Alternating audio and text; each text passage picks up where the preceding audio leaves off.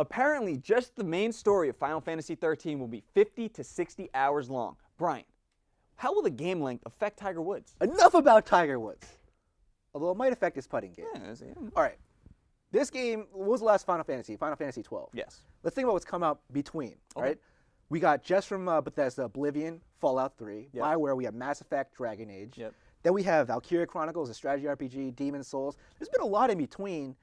Is Final Fantasy 13 going to be able to keep up with this pace of change? Well, I mean, that's one question. Another question is this Final Fantasy going to bring it back to what we know as JRPGs, Right. all right? Because all the games that you just named, they're either Western RPGs or they're Japanese takes on Western RPGs. Right. There hasn't really been, I mean, look, there's been JRPGs, but they haven't been great. Not in the JRPG sense that we understand. Exactly. Look, Matt's from the Nintendo generation, we're the PlayStation generation, and now I guess you could say it's the Xbox generation. Yeah.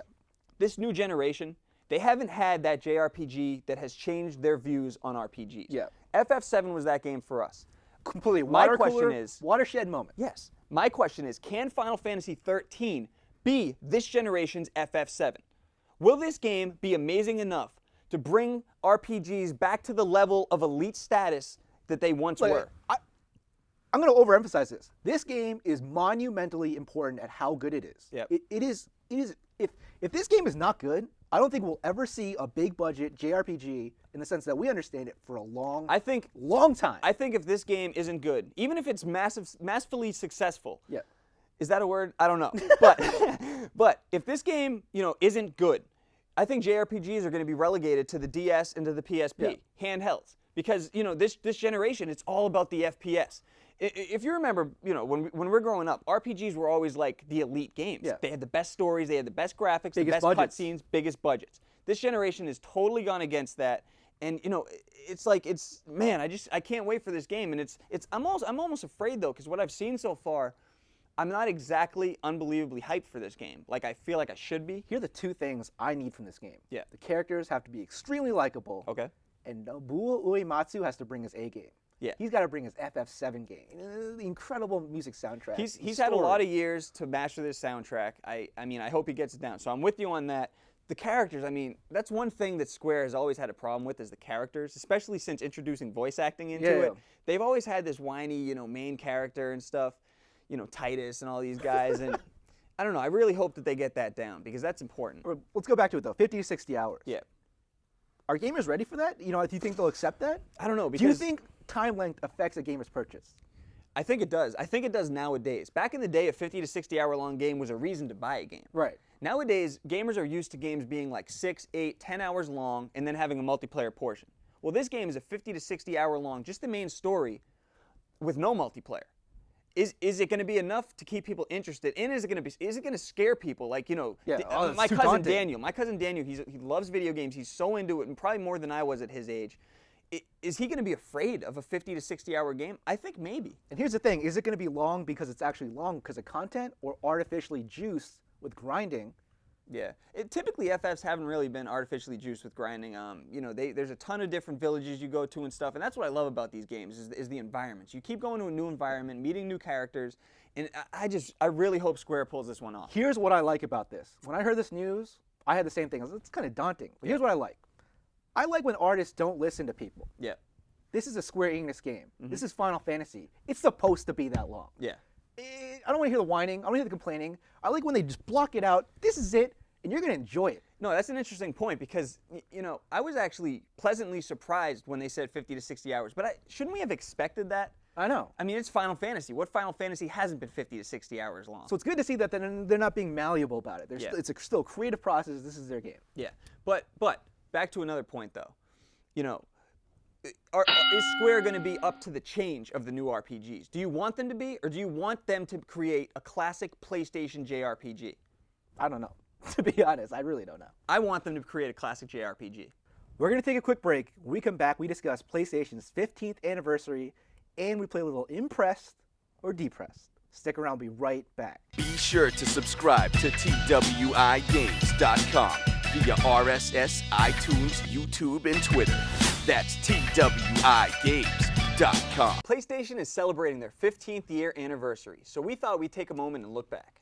you remember when they came on the scene? They completely changed the game. They did, big time. Because at that point, everything had to go through Nintendo. They were like Apple now, Yeah. and Sony was Android. They were the open platform. Yeah. They said, no, publishers have the power. You can use it on a CD. And we're going to introduce a system dirt cheap so everyone can buy it. It's kind of like the opposite of what they did with the PS3. Pretty much the opposite. But when they came out, they changed the game. They changed it big time. And not only did they come out with a system that was cheap, but they said, you know what? Nintendo's charging $60 for games. We're putting our things on a cheaper format here, the Yeah. CD. We're going to charge $50.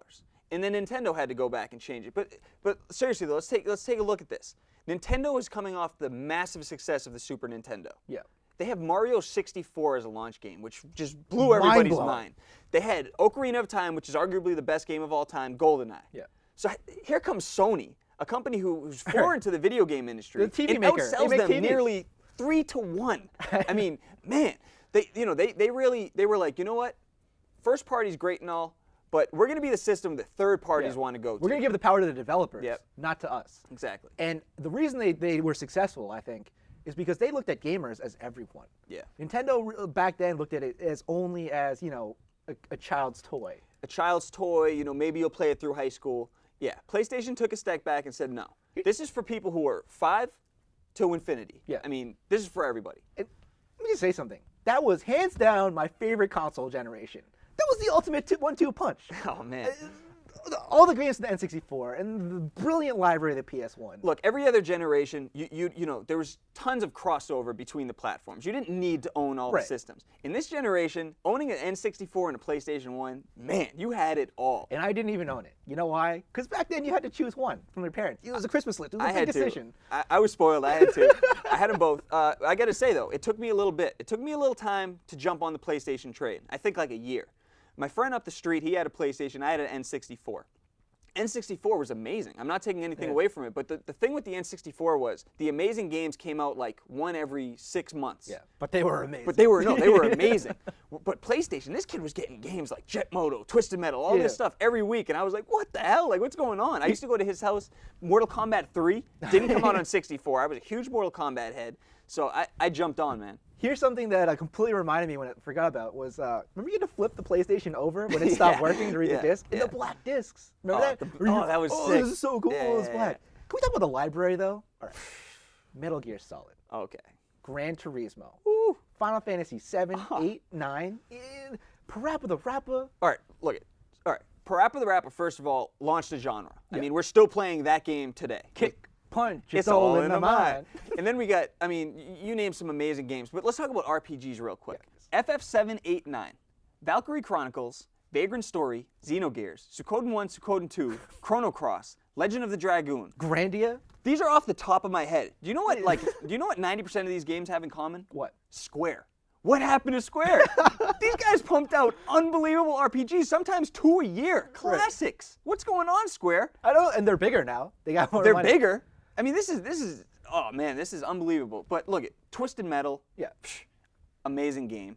Gran Turismo, we all know about that. This was the height of my fighting games. Tekken 3. Soul Edge, Soul Street Blade. Fighter Alpha 3. What was that? Way of the Bushido blade. Oh my, dude, you could You blind could like me. cut somebody's got his leg off and he has to crawl to try to attack you. Oh my god. I mean, this is just. I used to play Trap Gunner at a friend's house. It's a kind of a rare one, but it Yeah. was so much fun. we can't forget about other games like Tomb Raider. Yeah, Tomb Raider, incredible. You can't forget about that. At its time, everybody wanted to try Tomb Raider. But the cream of the crop. We talk about the cream of the crop. Let's talk about the cream of the crop. Castlevania Symphony Woo! of the Night Oh man. and Metal Gear Solid. Metal Gear Solid. It's such a another tough watershed game. moment. Remember you just switched the controllers? I mean, it's such a tough game to even think back on. I mean, Metal Gear Solid 4 did such a great job of bringing back those Reminding you, memories. yeah. But that game, like at its time, I distinctly remember playing that for the first time. It was like no other experience. It was the first game where you were like, wow, games can be as good as movies. It was just unbelievable experience. The PlayStation 1 just changed the industry forever. Let's be honest. Absolutely. I mean, it was the first system to sell anywhere near over 100 million. We're talking about the Wii now, how it's growing the industry, Yeah. and it is. It's growing the industry, but PlayStation grew the industry more than anything. And even though they faltered in the intro of the PS3, I think their name still has that with them. People still look at them as the everyone console. And I think they even started the whole thing where people would buy it just for Gran Turismo. Oh, absolutely. It's the Gran Turismo machine. Absolutely. It's the Final Fantasy machine. Absolutely. But Yeah. no, let's touch on that a little bit. The brand PlayStation. Yeah, the PS3 had a rough ride the first few years, but I think where it is now, I think it's definitely getting they're back to where it was. on their roots. And I don't think the PlayStation brand is tainted. I think it's still an extremely strong brand, and I think it will be going forward. Especially with the general public. Yeah. That's what's most important about this. Absolutely.